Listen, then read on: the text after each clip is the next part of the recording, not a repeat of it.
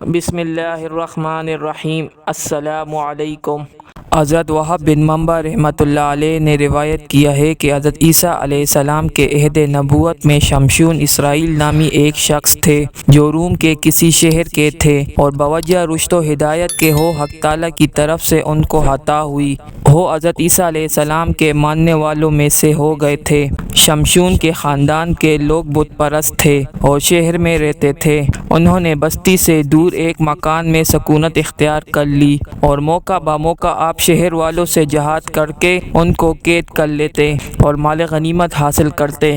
بعض اوقات آپ بغیر کچھ کھائے پیے کئی دن قتال کرتے اور جب کبھی آپ کو پیاس لگتی تو آپ کے لیے پتھروں سے پانی نکلنے لگتا اور آپ خوب سیر ہو کر پی لیتے۔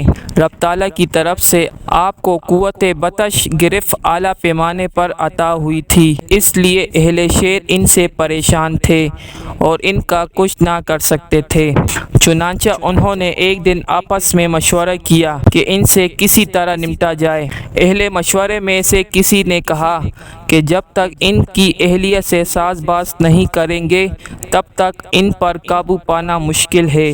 چنانچہ ان لوگوں میں سے کچھ حضرت شمشون کی بیوی کے پاس پہنچے اور اس سے کہا کہ اگر تم اپنے شوہر کے خلاف ہمارا ساتھ دو گی تو ہم تم کو اتنا مال انعام میں دیں گے۔ چنانچہ یہ عورت مال کے طمع میں اپنے شوہر سے غداری کرنے پر رضامند ہو گئی اور ان سے وعدہ کر لیا کہ میں ضرور تمہاری مدد کروں گی۔ ان لوگوں نے عورت کو خوب مضبوط رسیاں دے دی اور کہا کہ جب شمشون سو جائے تو یہ رسیاں آپ کے پاؤں میں ڈال کر گردن سے جگڑ دینا۔ اس طرح وہ عورت کو خوب سمجھا کر واپس چلے گئے۔ رات کو جب حضرت شمشون گھر تشریف لائے، سونے کے لیے لیٹ گئے اور خوب غافل ہو گئے تو عورت نے آپ کے شانوں میں رسیاں ڈال کر آپ کے ہاتھ گردن سے جکڑ کر خوب مضبوط باندھ دیے اور صبح کے انتظار میں لیٹ گئی۔ لیکن جب آپ نیند سے بیدار ہوئے اور آپ نے ہاتھ ہلائے تو رسیاں ٹوٹ گئی۔ آپ اٹھ کر بیٹھ گئے اور بیوی سے پوچھا کہ تو نے ایسا کیوں کیا؟ بیوی مکار نے جواب دیا کہ یہ میں نے آپ کی قوت آزمانے کے لیے کیا تھا کہ دیکھوں آپ کتنے طاقتور ہیں۔ اس کے بعد اس عورت نے خفیہ طور سے شہر والوں کو کہلا بھیجا کہ میں نے اس کو رسیوں سے باندھ دیا تھا مگر اس کا کوئی نتیجہ نہ نکلا کیونکہ وہ بھی ان کی طاقت کے سامنے موم بن گئی۔ یہ سن کر شہر والوں نے اس کے پاس لوہے کا توق اور زنجیر بھجوا دی اور کہا کہ جب وہ سو جائیں تو یہ ان کی گردن میں ڈال دینا۔ چنانچہ رات کو عورت نے ایسا ہی کیا مگر جب حضرت شمشون بیدار ہوئے تو یہ توق اور زنجیر بھی آپ کے گلے سے ٹوٹ کر نکل گئی۔ آپ نے عورت سے پھر وہی سوال کیا تو اس نے پھر وہی جواب دیا اور کہنے لگی کہ دنیا میں کوئی ایسی چیز بھی ہے جس سے تم مغلوب ہو جاؤ؟ آپ نے فرمایا کہ صرف خدا تعالیٰ مجھ کو مغلوب کر سکتا ہے اور اگر وہ چاہے تو ایک اور چیز بھی مجھے مغلوب کر سکتی ہے۔ عورت نے پوچھا کہ وہ کیا چیز ہے؟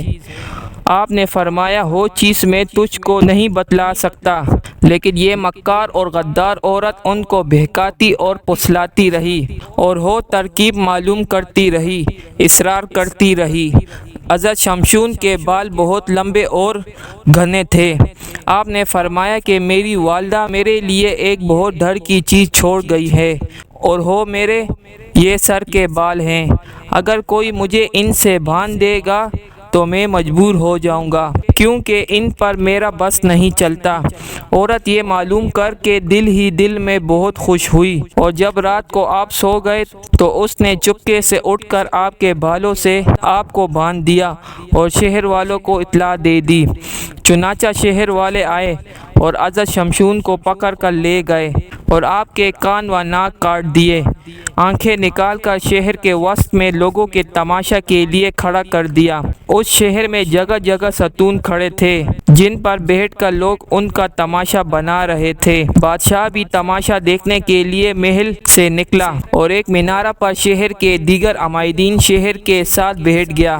چنانچہ جب آپ کا مثلا کیا جانے لگا تو آپ نے خدا تعالیٰ سے دعا مانگی کہ الہی تو مجھ کو ان پر مسلط فرما دے۔ رب تعالیٰ نے ان کی دعا قبول فرما لی اور پھر صحیح و سالم فرما کر حکم دیا کہ شہر کا وہ مینارہ جس پر بادشاہ اور دیگر لوگ بیٹھے ہوئے تماشا دیکھ رہے ہیں اس کو جڑ سے اکھاڑ کر پھینک دے۔